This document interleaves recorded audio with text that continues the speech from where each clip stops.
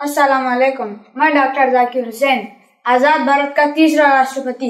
भारत मेरा घर है, यहाँ का हर सिटीजन मेरा खानदान। मैं स्टूडेंट लाइफ से ही भारत की आज़ादी के लिए गांधी जी के साथ साथ रहा।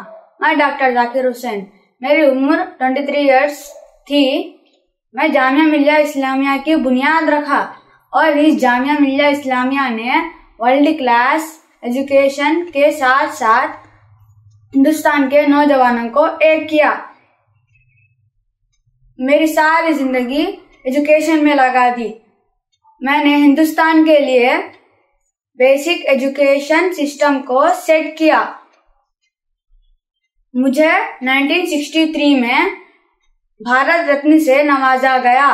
याद रखने वाली बात है, मैं पहला राष्ट्रपति हूँ जिसकी मौत ऑफिस में काम करते हुए हुई। जय हिंद।